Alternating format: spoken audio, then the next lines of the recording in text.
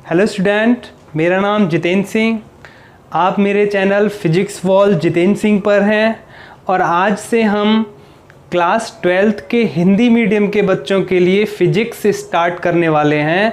जितने भी हिंदी मीडियम के बोर्ड हैं, IITG, नीट और जितने भी कंपटीशन एग्ज़ाम्स हैं फ़िज़िक्स के, आप उनके लिए हिंदी मीडियम में यहाँ अच्छी से तैयारी कर पाएंगे। ठीक है। और आज हम सबसे पहला चैप्टर फिजिक्स का वैद्युतावेश एवं क्षेत्र, इसके बारे में चर्चा करेंगे। ठीक है। तो सबसे पहले चैप्टर का सबसे पहला टॉपिक होगा वैद्युत आवेश। और बने रहिए आप हमारे चैनल पर, और हम हर चैप्टर के वीडियोस, फुल कॉन्सेप्ट, न्यूमेरिकल सारी चीज़ें पढ़ेंगे इस चैनल पे। और आप यहीं रहिएगा, कहीं नहीं जाइएगा। और इसी चैनल पे आपको पूरी फिजिक्स हिंदी में मिलने वाली है। ठीक है। क्लास 12th की फ़िज़िक्स स्टार्ट करेंगे हम पहले, इसके बाद क्लास 11th की फ़िज़िक्स भी आएगी इस पे। ओके, तो स्टार्ट करते हैं आज पहला चैप्टर भौतिक विज्ञान का वैद्युत आवेश एवं क्षेत्र। सबसे पहला टॉपिक है हमारा वैद्युत आवेश। ठीक है। वैद्युत आवेश, तो आवेश आपने सिंपल पढ़ा होगा, है ना। आवेश के बारे में आपने पिछली क्लासों में कुछ न कुछ ज़रूर पढ़ा होगा। तो आवेश के बारे में हम स्टार्ट करते हैं। देखिए, डेली लाइफ में आपने देखा होगा, रोज़मर्रा की जो ज़िंदगी है दैनिक जीवन में, कि जब हम बालों में, सूखे हुए बालों में कंघा करते हैं ना, बालों को जब काटते हैं, सूखे हुए बालों को कंघे से काटते हैं, तो वो जो कंघा है वो कागज़ के छोटे छोटे जो टुकड़े होते हैं उनको अपनी ओर आकर्षित करता है ना। और घास पे अगर उस कंघे को हम ले जाएं तो वो घास के तिनकों को भी अपनी ओर आकर्षित कर लेता है ना। तो आपने ये एक गुण देखा होगा कंघे में, जो कि प्लास्टिक है। तो प्लास्टिक में ये गुण पाया जाता है जो छोटे छोटे तिनकों को, घास के तिनकों को, कागज़ के टुकड़ों को, है ना, वो अपनी ओर आकर्षित कर लेता है। कब कर लेता है? जब हम कंघे को सूखे हुए बालों से निकालते हैं, या फिर कंघे से सूखे हुए बालों को जब हम काटते हैं तो हमें ऐसा मिलता है ना। तो एक गुण है ना। तो कंघे में एक हमें गुण मिल रहा है जिसकी वजह से वो छोटे छोटे तिनकों को अपनी ओर खींच रहा है ना। तो ऐसे ही आज से करीब 2500 वर्ष पहले, है ना, 2500 वर्ष पहले, मतलब ईसा से लगभग 500-600 वर्ष पहले, है ना, 600 BC की बात है, जब एक यूनान के दार्शनिक थे थेल्स, है ना। थेल्स एक दार्शनिक थे यूनान के। उन्होंने क्या अनुभव किया? उन्होंने देखा कि एक पदार्थ थे अंबर। अंबर एक पदार्थ है जो गोंद, आपने गोंद देखा होगा, है ना, सूखा हुआ गोंद जो पेड़ों पे दिखता है ना, पेड़ों से जो निकालते हैं ना, नीम का गोंद देखा होगा आपने। बिल्कुल गोंद जैसा एक पदार्थ होता है अंबर। उस अंबर को यूनान के जो दार्शनिक थे थेल्स, उन्होंने क्या किया? अंबर को ऊन के साथ रगड़ा। ऊन, है ना, कॉटन जो होती है, ऊन के साथ उन्होंने रबिंग की, उसकी रगड़ा उन्होंने, है ना, अंबर को रगड़ा ऊन से। और उसके बाद क्या देखा उन्होंने कि वो एक कागज़ के टुकड़ों को और घास के तिनकों को अपनी ओर खींचता है अंबर। ये इतिहास है आवेश का। सबसे पहले ये उस टाइम पे ये अनुभव किया था, आज से 2500 वर्ष पहले। तो वो जो घास के तिनकों को अपनी ओर आकर्षित कर रहा है अंबर जो पदार्थ है, तब उन्होंने देखा 2500 वर्ष पहले इस चीज़ को, ऊन से रगड़ने के बाद, अंबर को ऊन से रगड़ने के बाद उन्होंने देखा कि वो छोटे छोटे तिनकों को, घास के जो तिनके होते हैं, कागज़ के जो तिनके होते हैं छोटे छोटे, है ना, और सरकंडे की जो गोलियां होती हैं, सरकंडे में बीच में जो निकलती हैं सफ़ेद सफ़ेद रंग की जो बॉल बॉल सी निकलती हैं, है ना, उनको भी ये अपनी ओर आकर्षित करता है। अंबर जो पदार्थ है कैसा होता है? वो पीले रंग का होता है, लगभग गोंद जैसा पदार्थ होता है अंबर। आपको ध्यान रखना है इस चीज़ का। ठीक है। ये इतिहास है आवेश का। उसके बाद 2500 वर्ष पहले की बात थी ये, है ना। फिर सब कुछ शांत रहा, किसी ने कोई ध्यान नहीं दिया उनकी इस बात पे, कोई ध्यान नहीं गया। और फिर ये ऐसे ही चलता रहा और लगभग 2000 वर्ष तक कुछ नहीं हुआ, है ना। 2000 वर्ष तक कुछ भी नहीं हुआ। इसका मतलब कि 1600वीं शताब्दी आ गई, लगभग 1500-1600वीं शताब्दी आ गई, मतलब 2000 वर्ष सब कुछ शांत रहा। तो 1600वीं शताब्दी में, 1600वीं ईस्वी में जो अब चल रहा है ना, 1600 ईस्वी में क्या हुआ कि इंग्लैंड के एक डॉक्टर थे, है ना, फिजिसिस्ट भी थे, डॉक्टर भी कह सकते हैं उनको, William Gilbert, doctor William Gilbert. उन्होंने क्या किया, उन्होंने बिल्कुल अंबर जैसे कुछ पदार्थ जैसे कांच, आबनूस की छड़, गंधक, लाख, ये अंबर जैसे कुछ और पदार्थ देखे उन्होंने जो अंबर की तरह व्यवहार करते हैं। बिल्कुल जैसे अंबर है ना, अंबर को रगड़ने पे उनके साथ वो छोटे छोटे तिनकों को खींचता है अपनी ओर, ऐसे ही इन्होंने क्या देखा, विलियम गिलबर्ट ने देखा कि कांच, आबनूस की छड़, गंधक, लाख, ये जो कुछ पदार्थ हैं इनको भी अगर हम ऊन से रगड़ दें तो ये भी छोटे छोटे तिनकों को, घास के तिनकों को, टुकड़ों को, कागज़ के टुकड़ों को, सरकंडे की गोलियों को, ये भी अपनी ओर खींचने लगता है। ये किसने देखा, विलियम गिलबर्ट ने।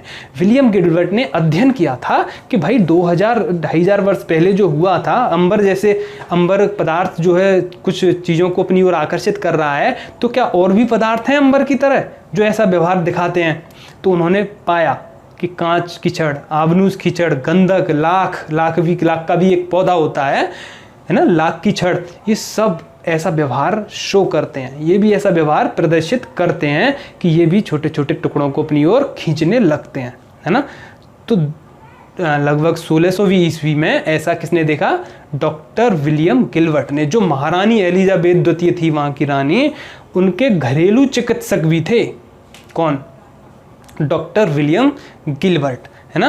तो उन्होंने भी ऐसा देखा कि ये भी आकर्षित कर रहा है ना। तो इसका मतलब क्या हुआ कि ये जो जितने भी पदार्थ हैं ये छोटे छोटे तिनकों को अपनी ओर खींच रहे हैं। और कब खींच रहे हैं, ये रगड़ने के बाद। मान लो ये कांच की छड़ है ना, ये क्या है, कांच की छड़। अब इस कांच की छड़ को मैंने क्या किया, इस मान लेते हैं ये कॉटन है ना, ये कॉटन है, इस कॉटन से मैंने इसे रगड़ा, क्या किया, रगड़ा, घर्षण हुआ, है ना, इन दोनों के बीच क्या हुआ, घर्षण हुआ। इस तरीके से रगड़ा इसे, और छोटे छोटे कुछ तिनके लिए मैंने घास के, वहाँ मैं इसे ले गया इस छड़ को, तो इस पर चिपक गए वो घास के तिनके। कब चिपके, जब मैंने इसको रगड़ा, घर्षण हुआ, है ना।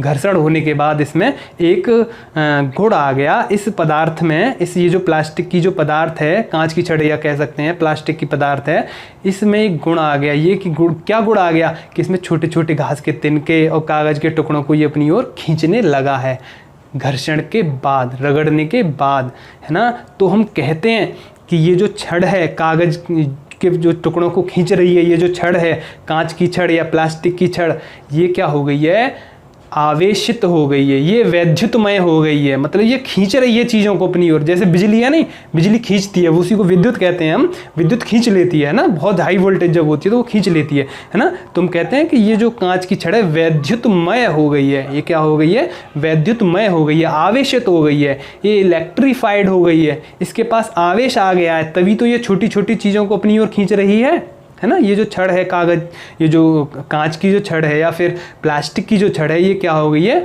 वैद्युतमय हो गई है, इसके पास एक आवेश आ गया है। क्या आ गया है, इसके पास एक आवेश आ गया है। और ये कब आया आवेश, ये रगड़ने पे आया आवेश, है ना। तो ये क्या है, कांच की छड़, द्रव्य, क्या है, मैटर, मैटर को हिंदी में क्या कहते हैं, द्रव्य, है ना, पदार्थ, है ना। तो पदार्थ का क्या है, एक गुण, आवेश, इस पे आवेश आ गया है।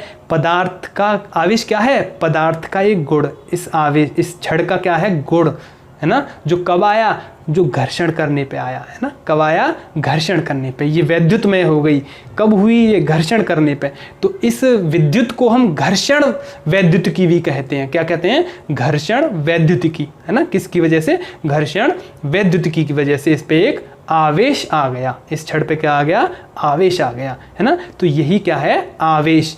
आपने ये भी देखा होगा, कई बार एक कागज़ का टुकड़ा लें आप, कागज़ का, उस पर प्रेस कर दें, है ना। प्रेस करने के बाद आप उसे टीवी की जो स्क्रीन होती है उस पर आप उस कागज़ के टुकड़े को ले जाएंगे, तो वो जो टीवी की स्क्रीन है उस कागज़ के टुकड़े को अपनी ओर खींचती है, अपनी ओर खींचती है ना। वो भी क्या है, प्रेस करने से उस पर भी क्या होता है, घर्षण होता है कागज़ के टुकड़े पे, ना। तो उसमें भी क्या आ जाता है, आवेश आ जाता है। उस कागज़ के जो टुकड़ी है या कागज़ की एक पत्ती है, उस कागज़ की पत्ती पे क्या आ जाता है, आवेश आ जाता है ना। आपने कई बार बालों को भी देखा होगा, अपने हाथों के बालों को, है ना, कॉम्बिंग करने के बाद, कंघे से काटने के बाद उस कंघे को हम अपने हाथों पे ले जाते हैं। कई बार अगर बाल हैं तो वो बाल भी अट्रैक्ट होते हैं, आकर्षित होते हैं। क्या होते हैं, आकर्षित होते हैं ना।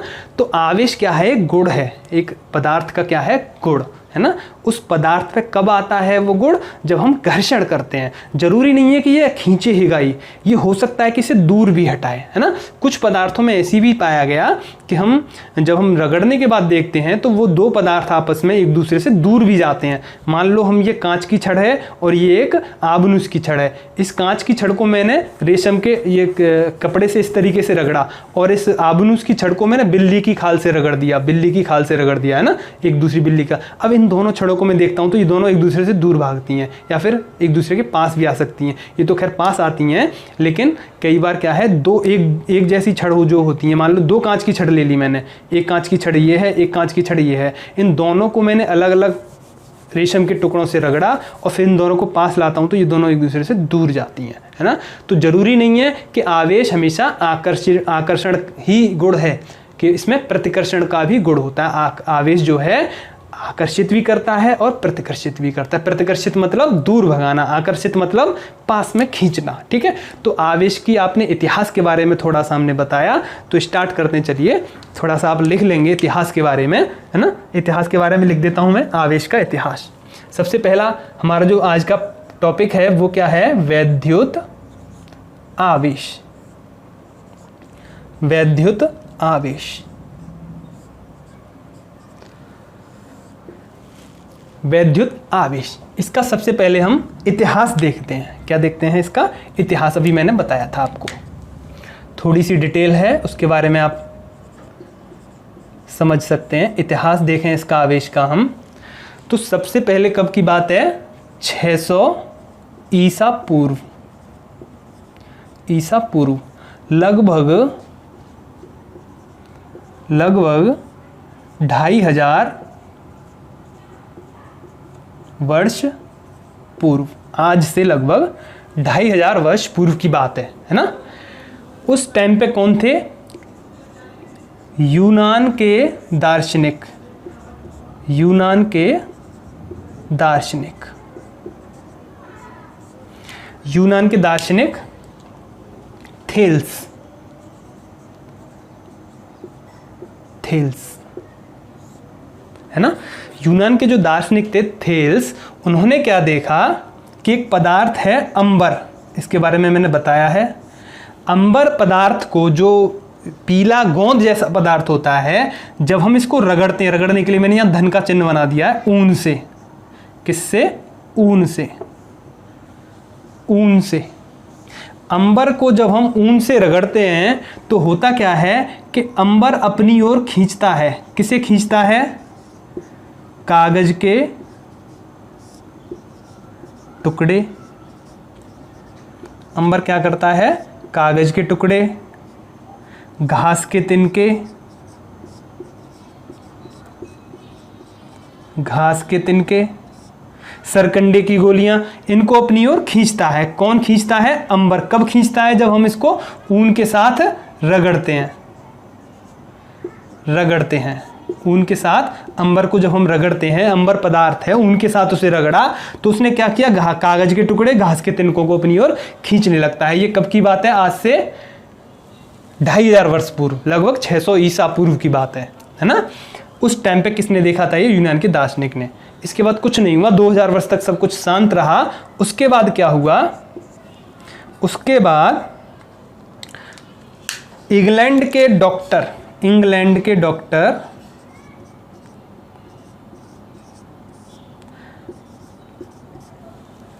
थे, वो फिजिसिस्ट भी थे, doctor William Gilbert, William Gilbert. ये इंग्लैंड के डॉक्टर थे और महारानी एलिजाबेथ द्वितीय थी, उनके यहाँ ये घरेलू डॉक्टर भी थे, उनके घरेलू डॉक्टर भी थे ये, है ना। तो इन्होंने क्या देखा, ये कब की बात है, ये बात है 1600 ईस्वी की। अभी जो 1600 जो 2000 चल रहा है, आज से लगभग 400 ईसा पूर्व की बात है ना। इंग्लैंड के डॉक्टर विलियम गिलबर्ट, इन्होंने क्या देखा, इन्होंने देखा कि अंबर की तरह भी क्या कोई और पदार्थ हैं। कौन कौन से पदार्थ, कांच की छड़, आबनूस, आबनूस भी एक लकड़ी होती है, आबनूस की लकड़ी। गंधक, लाख का एक पौधा होता है, गंधक पदार्थ होता है। ये सब जो हैं, इन सबको मैं अगर ऊन के साथ रगड़ता हूं, है ना, इन्होंने क्या देखा, कांच की छड़ को ऊन से रगड़ें, आबनूस की छड़ को ऊन से रगड़ें, गंधक को ऊन से रगड़ें, लाख को ऊन से रगड़ें। रगड़ने के बाद क्या होता है, ये सब के सब क्या करते हैं, ये भी कागज के टुकड़ों को अपनी ओर आकर्षित करते हैं, घास के तिनकों को अपनी ओर आकर्षित करते हैं। ये कब की बात है, 1600 ईस्वी की, है ना। बिल्कुल अंबर की तरह व्यवहार है इन पदार्थों का भी, जैसे अंबर जैसे व्यवहार था।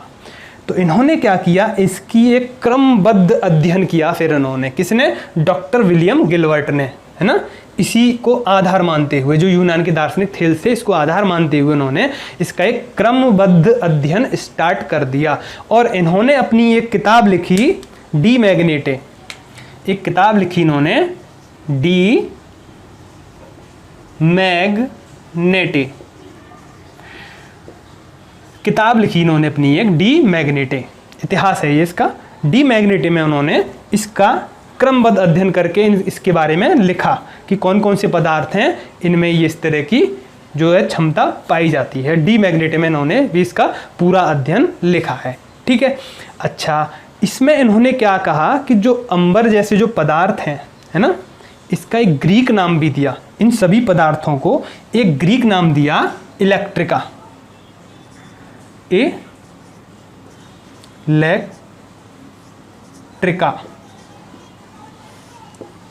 इलेक्ट्रिका, एक ग्रीक नाम दिया इलेक्ट्रिका।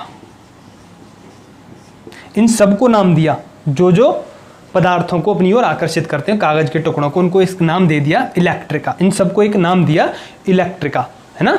उसमें इसका वर्णन है, इस किताब में इसका वर्णन है सारे इलेक्ट्रिका, कौन कौन से पार्ट, कौन कौन से जो हैं ऐसा व्यवहार प्रदर्शित करते हैं, उनको क्या कहा, इलेक्ट्रिका। यहीं से वर्ड निकला था इलेक्ट्रॉन। क्या निकला था, इलेक्ट्रॉन।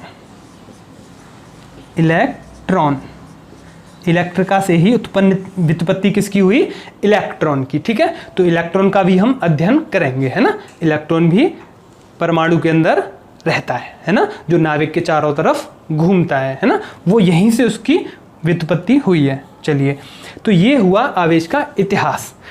तो पाया क्या कि इन सबको रगड़ने पे उनके साथ इनमें भी एक शक्ति आ जाती है, जो घास के कागज के टुकड़े और घास के तिनके को अपनी ओर खींचने लगता है।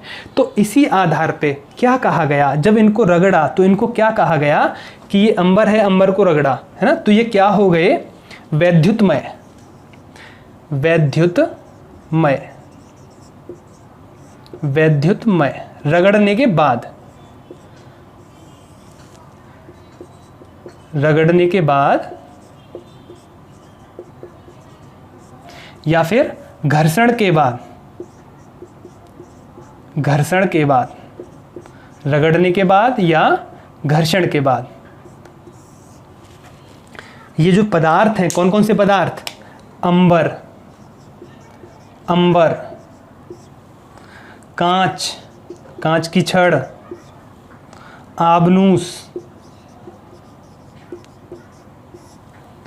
लाख, ये सब क्या हो गए, वैद्युतमय। क्यों क्यों कहे जा रही है वैद्युतमय, वैद्युतमय हो गए, किसके कारण, विद्युत के कारण, विद्युत के कारण। जरूरी नहीं है विद्युत वही है जो बिजली होती है, जो चलती है ना, ये स्थिर वैद्युत की है, अब जो हम पढ़ रहे हैं स्थिर है ना, क्योंकि रगड़ने के बाद, रगड़ा हमने इसको, तो ये जो आवेश है यहीं रहेगा। मान लो मैंने ये छड़ है, इसको मैंने यहाँ से रगड़ा तो ये यहीं से खींचेगी, ना कि यहाँ से नहीं खींचेगी। तो जो आवेश आया वो इतने हिस्से पे ही आया, वो ये यहीं रहेगा, आवेश कहीं भागेगा नहीं इसमें से, छड़ में से।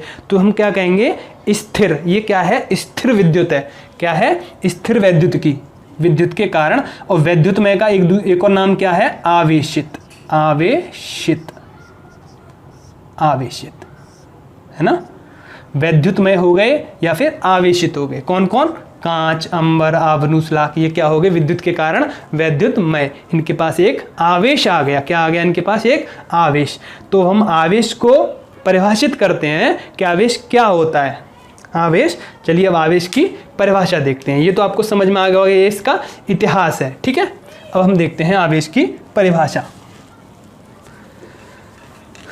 आवेश की परिभाषा कैसे लिखेंगे, यहीं से निकालेंगे आवेश की परिभाषा। देखिए, आवेश या फिर वैद्युत आवेश, आवेश ही लिख देते हैं, आवेश द्रव्य, द्रव्य, द्रव्य मतलब पदार्थ, द्रव्य मतलब पदार्थ, द्रव वो नहीं लिक्विड, वो द्रव जो होता है, द्रव्य। आवेश द्रव्य, द्रव्य और द्रव में क्या अंतर है? द्रव लिक्विड होता है जो बहता है ना। द्रव्य क्या है? पदार्थ है ना। द्रव क्या है? द्रव्य का एक भाग है ना। आवेश द्रव्य अथवा पदार्थ का वह आंतरिक गुण है। आंतरिक गुण है इसका। आंतरिक क्यों है इसका भी हम अध्ययन बाद में करेंगे। आंतरिक है क्योंकि रगड़ते हैं तो इसके आंतरिक कुछ क्रियाएं होती हैं, उसकी वजह से कह रहे हैं हम आंतरिक। आवेश द्रव्य का वह आंतरिक गुण है जिसके कारण, परिभाषा को आप लिख लीजिए इसको कॉपी पेन निकाल के, जिसके कारण विभिन्न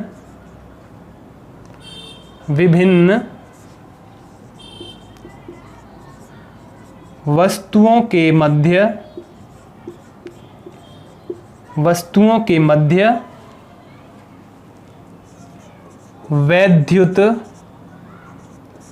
वैद्युत बल का अनुभव कराता है। वैद्युत बल का अनुभव कराता है। तो ये परिभाषा हमने बना दी किसके लिए? आवेश के लिए। कैसे? समझिए इस पर। आवेश द्रव्य का, मान लेते हैं ये अंबर है ना, ये कांच की छड़ है ना। कांच की छड़ को मैंने ऊन से रगड़ा, ये ऊन है, यहां से रगड़ा, तो इसका गुण है, इस कांच की छड़ का या द्रव्य का गुण है आवेश। आवेश इस द्रव्य का आंतरिक गुण है, जिसके कारण किसके कारण इस पे जो आवेश आया है, जिसके कारण विभिन्न वस्तुओं के मध्य, विभिन्न वस्तुएं कौन सी? एक तो कांच की छड़ और एक ऊन, इन दोनों को मैंने आपस में रगड़ा। विभिन्न वस्तुओं के मध्य है ना, रगड़ने पे एक वैद्युत बल का अनुभव होता है। जब मैंने इसे रगड़ दिया तो एक घास के तिनके और कागज के टुकड़ों को खींच रहा है ना। ये कांच की छड़ और कागज के टुकड़े आपस में, इन दोनों के मध्य क्या लग रहा है? एक वैद्युत बल का अनुभव करा रहा है। नहीं करा रहा? कौन करा रहा है? आवेश। आवेश कब आया? जब इस छड़ को मैंने ऊन से रगड़ा। इस ऊन से रगड़ा तो इस छड़ पे क्या आ गया? आवेश। इस आवेश की वजह से क्या हुआ? इसने कागज के टुकड़ों को खींच लिया, घास के तिनकों को खींच लिया, है ना। तो विभिन्न वस्तुओं के मध्य, विभिन्न वस्तुएं कौन सी? कांच की छड़ और कागज के टुकड़े, इन विभिन्न वस्तुओं के मध्य वैद्युत बल, वैद्युत मतलब खींचना, किसी चीज को खींचना या दूर हटाना, वैद्युत बल का अनुभव कराता है ना। खींचना भी है और दूर हटाना भी है। खींचना होता है आकर्षण, दूर हटाना होता है प्रतिकर्षण, ठीक है। तो ये इसकी परिभाषा होगी वैद्युत आवेश की। परिभाषा आपकी समझ में आ गई होगी। चलिए अब हम लिखते हैं इसे, इसकी जो इकाई है, नापते कैसे हैं इसको मापते कैसे हैं? इसका जो मात्रक है वो क्या है? आवेश का मात्रक। आवेश का मात्रक है बच्चों कूलाम। ठीक है, कूलाम एक वैज्ञानिक थे, उनके नाम पे कूलाम इसका आवेश का मात्रक रखा गया, क्योंकि कूलाम ने वैद्युत के विषय में बहुत बड़ा अध्ययन किया था, इसलिए इसका मात्रक जो है कूलाम के नाम पे रखा गया। तो वैद्युत आवेश का मात्रक क्या है? कूलाम। इसको प्रदर्शित किससे करते हैं? प्रदर्शित, इसको प्रदर्शित हम कैपिटल क्यू, स्मॉल क्यू, है ना, बड़ा वाला क्यू और छोटा क्यू, इन दोनों से हम इसको प्रदर्शित करते हैं। ठीक है, ये इसका प्रदर्शन, Q और कैपिटल Q से हम इसको प्रदर्शित करते हैं। तो ये आवेश का जनरल है ना। आवेश के बारे में सिंपल चीज़ें हैं कि आवेश क्या होता है, आवेश की परिभाषा क्या है, आवेश का इतिहास क्या था, ठीक है। इसके बाद हम देखेंगे कि आवेश कितने प्रकार के होते हैं, ठीक है। आवेश के प्रकार, चलिए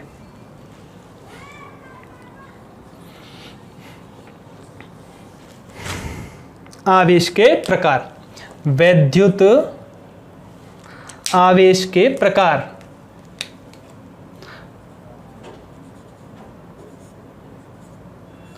वैद्युत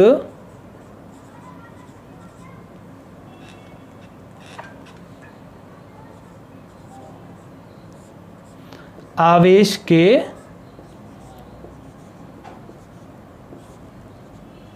प्रकार।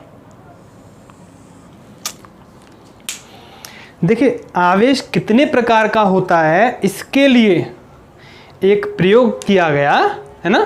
प्रयोग क्या किया गया, उस प्रयोग को हम देखते हैं। उस प्रयोग से हमें पता लगेगा कि आवेश कितने प्रकार का होता है। देखिए प्रयोग क्या था कि एक वैज्ञानिकों ने ही किया था ये प्रयोग। एक हमने कांच की छड़ ली,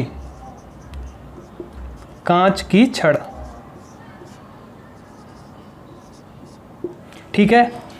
कांच की छड़, एक पहली कांच की छड़ ली, एक और कांच की छड़ ली, एक और कांच की छड़ ली, है ना।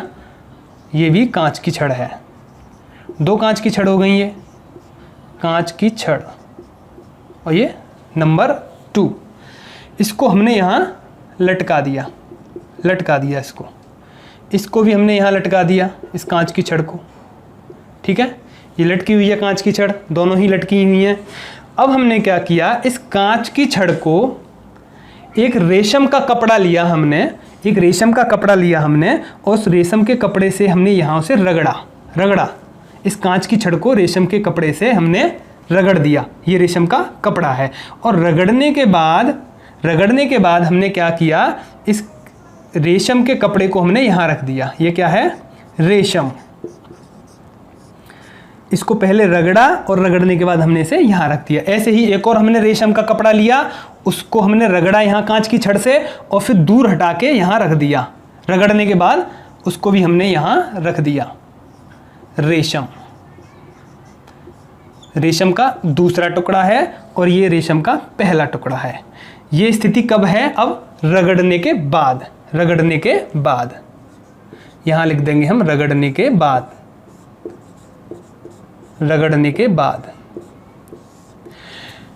रेशम को इससे रगड़ा कांच की छड़ से, इस रेशम को इस कांच की छड़ से रगड़ा हमने। रगड़ने के बाद हमने इनको रख दिया। अब हमने क्या किया कि रगड़ने के बाद जब हम इस लटकी हुई कांच की छड़ को इसके पास लाते हैं, इस छड़ के पास लाते हैं, है ना। कैसे, ये कांच की छड़ लटकी हुई है और ये कांच की छड़ है दूसरी, दोनों छड़ लटकी हुई हैं। जब हम इसके पास लाते हैं तो ये दोनों एक दूसरे से दूर हटती हैं इस तरीके से। फिर हम दूर चले गए, फिर ये ऐसी हो गई। जैसे जैसे हम इनको पास लाएंगे तो फिर ये दोनों एक दूसरे से दूर हटेंगी इस तरीके से। मतलब ये लटकी हुई छड़ है, मान लो मैं इस छड़ को इसके पास लाता हूँ तो ये दोनों ऐसे हो जाती हैं, लटकी हुई छड़, मतलब दूर हटती हैं ये। जैसे ही अब ये इस तरीके से हैं, दूर हैं, जैसे ही पास लाए तो ये इस तरीके से दूर हट जाती हैं, इस तरीके से दूर हट जाती हैं। रगड़ी हुई छड़, इन दोनों के बीच में क्या होता है, प्रतिकर्षण। क्या होता है, प्रतिकर्षण। प्रतिकर्षण का मतलब क्या होता है बच्चों, दूर हटना, किसी चीज का दूर हटना। तो इन दोनों छड़ों के बीच में क्या हो रहा है, प्रतिकर्षण, है ना। अच्छा, इसका मतलब क्या है, ये भी कांच की छड़ है और ये भी कांच की छड़ है, तो दोनों में एक ही प्रकार का गुण तो आया होगा जब हमने इस रेशम को इससे रगड़ा, क्योंकि दोनों को ही रेशम से रगड़ा है। ये भी कांच की छड़ रेशम से रगड़ी गई है, ये कांच की छड़ भी रेशम से रगड़ी गई है। इसका मतलब दोनों में कैसा गुण है, समान गुण। दोनों ही कांच की छड़ में कैसा गुण है, समान गुण, क्योंकि रगड़ने पे क्या आता है, आवेश। क्या आता है, आवेश। तो दोनों ही कांच की छड़ों पे कैसा आवेश है, समान आवेश। क्या कह सकते हैं हम, समान आवेश, क्योंकि रगड़ना ही तो आवेश है, रगड़ने से ही तो आवेश आता है, ये हम पढ़ चुके हैं। और रगड़ने पे आवेश क्यों आता है, इसके लिए हम इलेक्ट्रॉनिक सिद्धांत पढ़ेंगे अगले वीडियो में, ठीक है, अगले लेक्चर में पढ़ेंगे हम इलेक्ट्रॉनिक सिद्धांत, ठीक है। तो समान आवेश, दोनों ही छड़ों पे क्या आ गया, समान आवेश आ गया इन दोनों ही छड़ों पे। अच्छा, ये हमने देख लिया कि समान आवेश आ गया। चलिए, तो समान आवेश जो इस कांच की छड़ पे आवेश आया, उस आवेश को हमने नाम दिया धन आवेश। क्या नाम दिया, धन आवेश। जैसे हम किसी का नाम रख देते हैं, जैसे किसी का नाम रख लिया हमने राहुल, अमित, पंकज, विकास, है ना, ऐसे ही इस पे एक आवेश आ गया, धन आवेश नाम दे दिया। और ये नाम किसने दिया, बेंजामिन फ्रैंकलिन। बेंजामिन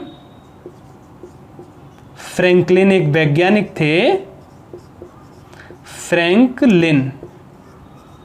तो बेंजामिन फ्रैंकलिन ने क्या नाम दिया, इस कांच की छड़ पे जो आवेश आया उसे क्या नाम दिया, धन आवेश। धन आवेश जो कांच की छड़ पर आया, ठीक है।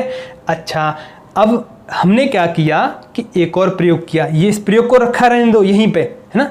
एक प्रयोग हमने और किया, वो प्रयोग क्या था, वो प्रयोग ये था कि हमने क्या लिया, एक आबनूस की छड़ ली। फिर क्या ली हमने, आबनूस की छड़, इसको लटका दिया हमने यहाँ। एक और आबनूस की छड़ ली हमने, इसको भी हमने यहाँ लटका दिया। ये क्या है, आबनूस की छड़। आबनूस की छड़ नंबर 1 और आबनूस की छड़ नंबर 2, नंबर 2, ठीक है। इनके साथ हमने क्या लिया, इनके साथ ली हमने बिल्ली की खाल। बिल्ली की खाल, बिल्ली की खाल। इस बिल्ली की खाल को हमने आबनूस की छड़ से रगड़ दिया और रगड़ के दूर हटा के रख दिया हमने। यहां भी रगड़ने के बाद की स्थिति बता रहा हूं मैं आपको। और एक और बिल्ली की खाल हमने ली, है ना, एक और बिल्ली की खाल हमने ली, बिल्ली की खाल। बिल्ली की खाल 2 और ये 1, है ना। ये बिल्ली की खाल 1 ली और ये बिल्ली की खाल 2, ठीक है। हमने क्या किया, इस बिल्ली की खाल को इससे रगड़ दिया, ठीक है। रगड़ने के बाद अलग हटा के रख दिया। ऐसे ही इस बिल्ली की खाल को रगड़ के अलग हटा के रख दिया, जैसे हमने यहाँ किया था, ठीक है। रगड़ने के बाद हमने क्या देखा कि फिर से इन दोनों को हम पास लाए तो ये भी दोनों एक दूसरे से दूर हटती हैं, है ना। दोनों एक दूसरे से दूर हटती हैं, जैसे कांच की छड़ दोनों एक दूसरे से दूर हट रही थी, ऐसे ही आबनूस की छड़ दोनों एक दूसरे से दूर हट रही थी। तो यहाँ भी क्या था, समान आवेश। क्या था यहाँ पे, समान आवेश। आवेश, समान आवेश, क्योंकि समान गुण आएगा, क्योंकि दोनों आबनूस की छड़ है और दोनों को ही बिल्ली की खाल से रगड़ा गया है, ठीक है। तो दोनों पे कैसा आवेश आया, समान आवेश। अच्छा, दोनों पे समान आवेश आया क्योंकि समान गुण आएगा इन पे, क्योंकि ये समान छड़ है ना। तो लेकिन यहां भी प्रतिकर्षण हो रहा है ना। लेकिन इस पे जो आवेश आया उसको बेंजामिन फ्रैंकलिन ने नाम दिया था बच्चों ऋण आवेश। ऋण आवेश, इस पे कैसा आवेश आया, ऋण आवेश। ऋण आवेश, ये नाम किसने दिया, बेंजामिन फ्रैंकलिन ने ही दिया था कि आबनूस की छड़ पे जो आवेश आया वो क्या था, ऋण आवेश। ये किस पे आया, आबनूस की छड़ पर। इसको भी नाम दिया ना, जैसे एक का नाम पंकज है, दूसरे का नाम राहुल है, ठीक है। तो इस पे ऋणावेश नाम दिया और इसको धनावेश नाम दिया, और दोनों ही एक दूसरे से दूर हट रही हैं, है ना। तो हमने क्या सीखा यहाँ पे, 2 प्रकार के आवेश, एक धनावेश और एक ऋणावेश। अच्छा, रगड़ने के बाद की स्थिति और देखते हैं। फिर क्या दिया कि देखा हमने, ये कांच की छड़ है लटकी हुई है, ये आबनूस की छड़ है लटकी हुई, ठीक है। ये कांच की छड़ है ब्लैक वाली, ये ब्लैक वाली कांच की छड़ है, ये रेड वाली आबनूस की छड़ है।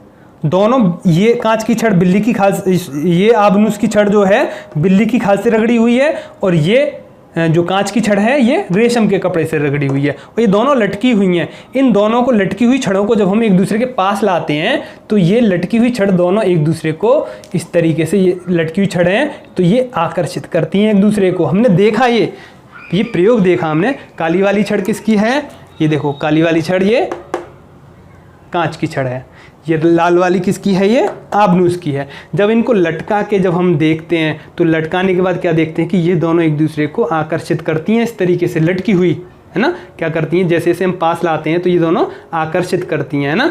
और दोनों ही एक जैसी हों, एक जैसी रगड़ी हुई हों तो दूर हटती हैं, अलग अलग रगड़ी हुई, अलग अलग कपड़ों से अलग अलग खाल से रगड़ी हुई हैं तो वो दोनों एक दूसरे के पास आती हैं। मतलब ये कांच की छड़ और आबनूस की छड़ क्या करती हैं, आकर्षित। तो ये अलग अलग गुण ही तो है दोनों में। कैसा गुण है ये, असमान गुण है। इन दोनों के बीच में कैसा गुण आएगा, असमान गुण, असमान गुण, असमान गुण, है ना। समान को सजातीय भी कह सकते हैं, क्या कह सकते हैं, सजातीय। असमान को विजातीय कहते हैं बच्चों, क्या कहते हैं, विजातीय। ठीक है। अब ये दोनों क्या कर रही थी, एक दूसरे को आकर्षित, दोनों एक दूसरे की तरफ खिंच रही थी, है ना, क्या हो रही थी, खिंच रही थी। तो असमान गुण में क्या हो रहा है, आकर्षण। यहां समान गुण में क्या हो रहा था, प्रतिकर्षण। तो असमान गुण में क्या हो रहा है, आकर्षण, आकर्षण। ठीक है, यहां लिख देता हूं मैं, इन दोनों के मध्य क्या होगा, इन दोनों के मध्य क्या होगा, आकर्षण। इसको आप नोट कर लेंगे इस चीज को कि असमान गुण जो है वो विजातीय जो होता है वो उनके मध्य क्या होता है, आकर्षण, और समान गुण के मध्य क्या होता है, प्रतिकर्षण। ठीक है। चलिए, तो ये गुण ही तो आवेश है, तो हम क्या लिखेंगे आगे कि समान प्रकार के आवेश, ये समान प्रकार के आवेश हैं, एक दूसरे को प्रतिकर्षित करते हैं, आपको ध्यान रखना है।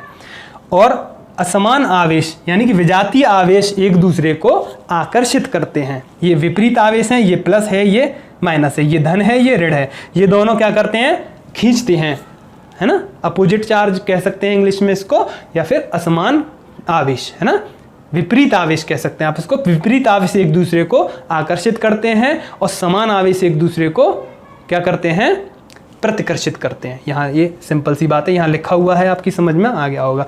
अच्छा, अब ये बताइए कि ये प्लस माइनस दोनों एक दूसरे को क्या कर रहे थे, ये आकर्षित, ये देखा गया, प्रयोग करके देखा गया ये चीज़। अच्छा, अब ये जो रेशम का कपड़ा है, इन दोनों को जब रगड़ा गया तो जब इस रेशम रगड़ने के बाद, अब ये यहाँ रखा है मैंने ये रगड़ा था, ये रेशम का कपड़ा इससे रगड़ के यहाँ रख दिया। अब फिर दोबारा मैं इसके पास ले जाऊंगा तो ये जैसे जैसे नज़दीक आएगा ना ये रेशम का कपड़ा, तो कांच की छड़ खींच लेती है इस कपड़े को खींच लेती है ये कांच की छड़। अगर इसे और नज़दीक ले जाऊँ, इसका मतलब खींच रही है तो आकर्षण हो रहा है। आकर्षण कब होता है, जब अलग अलग आवेश होता है। अलग अलग आवेश मतलब इस पर ऋण आवेश होगा, तभी तो ये खींचेगी इसको, है ना।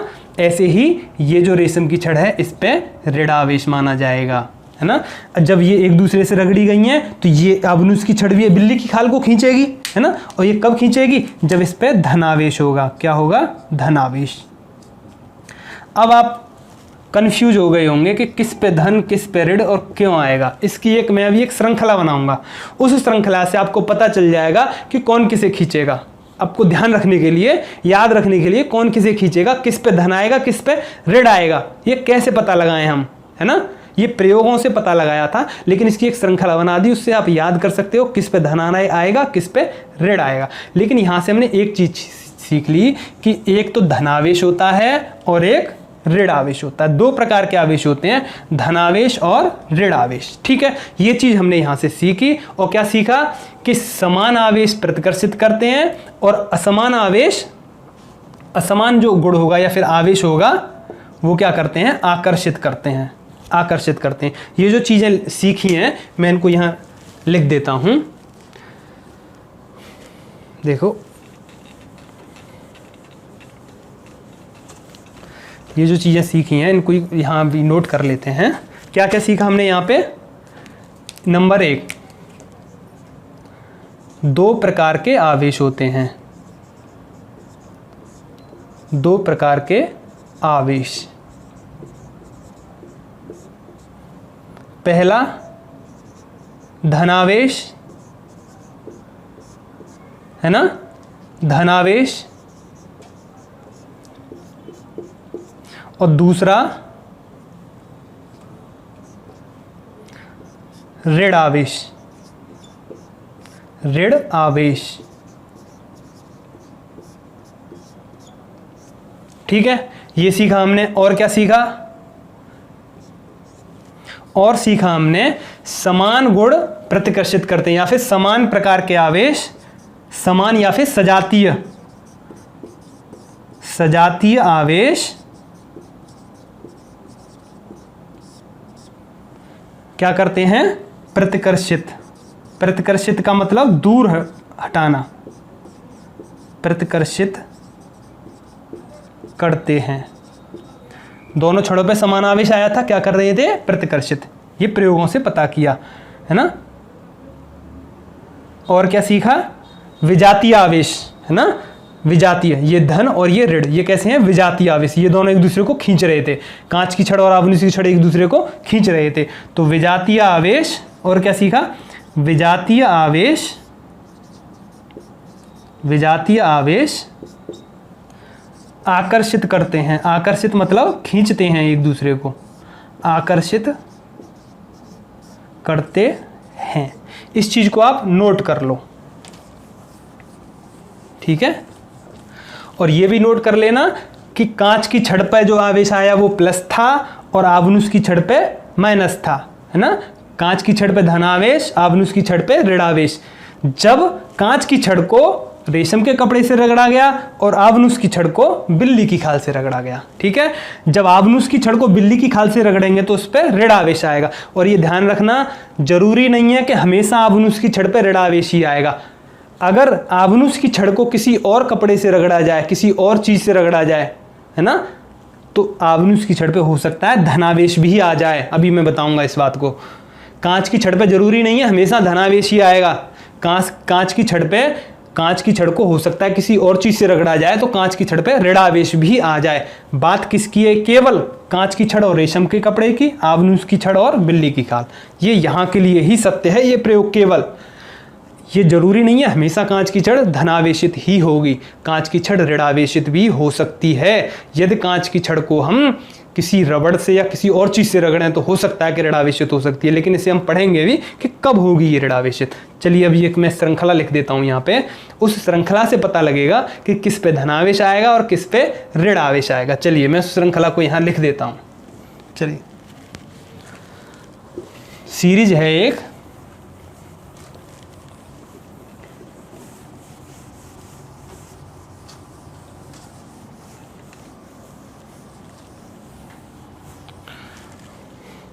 ये चीज़ आप अपनी कॉपी पर लिख लो। धनावेश, दो प्रकार के आवेश होते हैं, धनावेश और ऋणावेश। ये बात आपने लिख ली। धनावेश को प्लस क्यू कहते हैं और ऋणावेश को माइनस क्यू कहते हैं। इस कॉपी पे लिख लो आप अपने। सजातीय आवेश प्रतिकर्षित करते हैं, विजातीय आवेश आकर्षित करते हैं, ठीक है। इसका मतलब प्लस क्यू समान सजातीय आवेश प्रतिकर्षित करते हैं।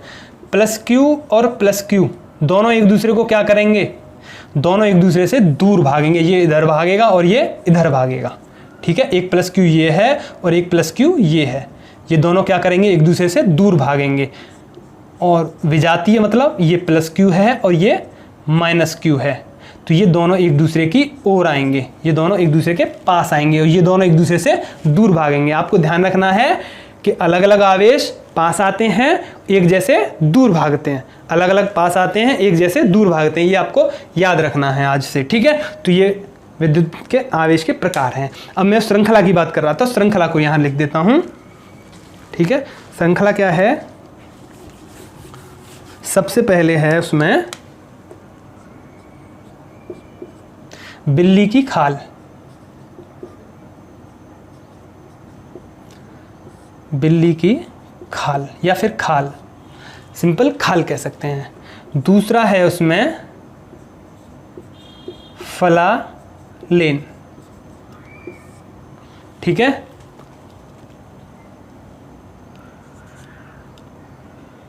तीसरा है उसमें, तो ये हैं श्रृंखला। इसमें 15 नाम है, ये 15 चीजें हैं। इन 15 चीजों के बारे में प्रयोग किए जा चुके हैं और इनको एक क्रम में लगाया गया है। किसी का क्रम बदलना नहीं है आपको। मतलब ये 9 नंबर पे लकड़ी है तो ये 9 नंबर पर ही रहेगी। अंबर 13 नंबर पे है तो 13 नंबर पर ही रहेगा। आबनूस सबसे लास्ट में है तो ये सबसे लास्ट में ही रहेगा। अब समझते हैं इसको कैसे। देखिए, आप इसे नोट कर ले, इस पार्ट को नोट कर लीजिए। मैं इसे यहाँ से हटा देता हूँ। अब समझते हैं श्रृंखला से कैसे है। देखिए इस श्रृंखला में जो सबसे ऊपर होगा, मान लीजिए दो चीजें पकड़ लो आप, कांच और ऊन, कांच और ऊन, दो चीजें ले ली हमने, एक ले लिया कांच और ऊन, दो चीजें ले ली हमने, इन दोनों को रगड़ा हमने, इन दोनों को रगड़ा, कांच और ऊन को पकड़ लिया, कांच और ऊन को हमने रगड़ा, तो कांच पे धनावेश आएगा और ऊन पे ऋणावेश आएगा। मतलब जो श्रृंखला में ऊपर है, जो पहले है श्रृंखला में, उस पे धनावेश आएगा और जो नीचे है उस पे ऋणावेश आएगा। ऊन कांच से नीचे है तो ऋणावेश आएगा। आ गया समझ में? अब देखिए अगर कांच और मोम को लें, किसको लें? मोम और कांच को, मोम और कांच को लें, मोम और कांच, मोम और कांच, मोम और कांच को रगड़ें। देखो मोम ये वो है जो सील करते हैं, सीलिंग के लिए जो प्रयोग करते हैं, जो है ना, जो बोरियां सील होती है, जिससे कापियां सील होती हैं, है ना, जो बोर्ड की परीक्षा वाली कापियां सील होती हैं, वो जो सील होती है उस मोम की बात कर रहे हैं, जो थोड़ा हार्ड होता है। ये नहीं मोमबत्ती जो जलाते हैं, है ना, वो तो पिघल, रगड़ोगे तो वो तो उसी से चिपक जाएगी, थोड़ा वो हार्ड होता है मोम, सीलिंग वैक्स, है ना, सीलिंग वाला मोम है ये। मोम और कांच, मोम और कांच, मोम ऊपर है कांच नीचे है, मोम पे धनावेश आएगा बच्चों, मोम पे धनावेश, कांच पे ऋणावेश। अगर मोम और कांच को रगड़ें तो कांच पे ऋण, देखो यहाँ कांच पे धन आ रहा था, यहाँ कांच पे ऋण आ गया, तो जो ऊपर वाला है उस पे हमेशा प्लस आएगा, जो नीचे वाला है उस पे माइनस आएगा। बिल्ली की खाल को आबनूस से रगड़ें, बिल्ली की खाल को आबनूस से रगड़ें तो बिल्ली पे क्या आएगा? प्लस, आबनूस पे आएगा माइनस। अभी हमने पीछे देखी वीडियो को, पीछे वीडियो को देखेंगे आप तो आबनूस पे माइनस आएगा, माइनस आया था। आगे समझ में? चलिए एक और उदाहरण है, रेशम को कांच से रगड़ें, कांच पे प्लस आएगा, रेशम पे माइनस, कांच पे प्लस, रेशम पे माइनस। ठीक है, समझ में आ गया? तो जो श्रृंखला में पहले है उस पे प्लस आएगा। रबड़ को कांच से रगड़ें, रबड़ को कांच से रगड़ें, रबड़ पे माइनस आएगा, कांच पे प्लस आएगा। ठीक है, कांच से नीचे किसी से रगड़ लो, कांच को किसी से रगड़ लो, नीचे वाले सारे जितने भी हैं सब पे माइनस आएगा, कांच पे प्लस आएगा। ठीक है, ऊन से ऊपर वाले जितने भी रगड़े जाएंगे सब क्या होंगे? प्लस, ऊन कैसी रहेगी? माइनस। आगे समझ में? तो ये एक श्रृंखला है, आप इसे लिख लीजिए। इस श्रृंखला से आप बहुत ही आसानी से बता सकते हो कि किस पे कौन सा आवेश आएगा। एक और उदाहरण देखो, यहां से हमने क्या लिया? कांच और लकड़ी, एक कांच की छड़ ले ली है। अब आप बहुत ही आसानी से बता दोगे, वो पिछले वाला जो प्रयोग था, कांच, बहुत आसानी से, कांच, ये भी कांच है ना, और यहाँ क्या था? रेशम, बहुत ही आसानी से बताओगे अब आप। और यहाँ एक और कपड़ा था रेशम का। ठीक है, बहुत आसानी से बताओगे। कांच और रेशम में क्या होता है? कांच और रेशम, कांच पे प्लस, रेशम पे माइनस, तो कांच पे प्लस आवेश आएगा, धनावेश आएगा, और रेशम का जो है उस पे ऋण आवेश आएगा। ठीक है, तो इस श्रृंखला से आप बहुत आसानी से बता सकते हो कि किस पे किस प्रकार का आवेश आएगा। तो आज हमने क्या सीखा? आवेश क्या होता है, आवेश के प्रकार कितने होते हैं, और आवेश का इतिहास भी हमने पढ़ा। तो आवेश दो प्रकार का होता है, धनावेश और ऋण आवेश। ठीक है, एक जैसे आवेश होंगे तो दोनों एक दूसरे को दूर भागेंगे, और विपरीत आवेश होंगे तो दोनों एक दूसरे के पास आएंगे। सजातीय आवेश दूर भागते हैं, विजातीय आवेश एक दूसरे के पास आते हैं। सजातीय आवेश प्रतिकर्षित करते हैं और विजातीय आवेश आकर्षित करते हैं। आकर्षित और प्रतिकर्षित, इसको भी आपने सीख लिया होगा आज। ठीक है, आज के लिए इतना ही, और अगले आपके वीडियो में हम पढ़ेंगे इलेक्ट्रॉनिक सिद्धांत। क्यों ऐसा होता है, आवेश आता कैसे है ना, ऐसा क्या होता है रगड़ने पे, किस पे एक आवेश आ गया, है ना। बहुत ही इंटरेस्टिंग है कि इस आवेश क्यों आता है, ऐसी क्या क्रिया होती है, ऐसी क्या अंतः क्रिया होती है, ऐसा क्या आंतरिक गुण कैसे आया ये, इस पे आवेश, इसको हम पढ़ेंगे अगले लेक्चर में। ठीक है, थैंक यू।